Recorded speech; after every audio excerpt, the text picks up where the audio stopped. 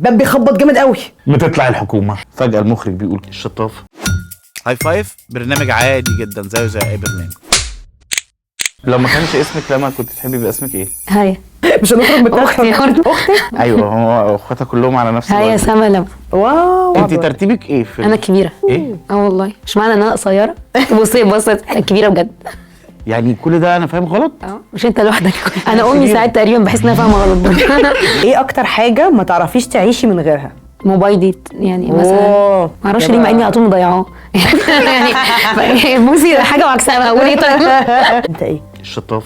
مستحيل طبعا. مستحيل اعيش من غير شطاف. طبعا. انا بس ما فكرتش في الموضوع بالعمق كده. مين قال لو عايز تحيره خيره؟ انا او انا زمان. هو انت زمان هي قالت. انت لغايه دلوقتي هي قالت انت قاعده معانا. انا اصلا حاسس ان الجمله دي عيب.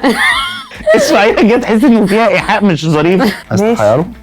خيره. تحسيها كده تحسيها تتقري كده فاهم. اتخانقتي في مصلحه حكوميه قبل كده؟ انا مش متذكره بس اظن لان انا بتخانق كتير. بتتخانقي كتير؟ خلقي ده.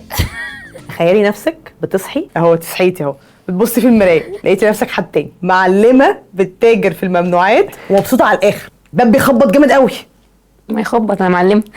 بتطلع الحكومه عايزه تقبض عليكي. مش عارفه اجري هنا.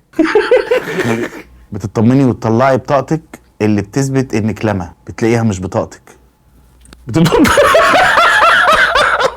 بتتوتري اكتر.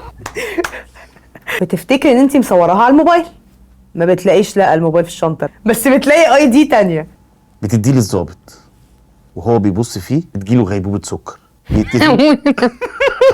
في ايه؟ بيتهموكي ان انت اللي عملتي كده وانت اللي قتلتي الظابط. بتصرخي. فجأة المخرج بيقول كات.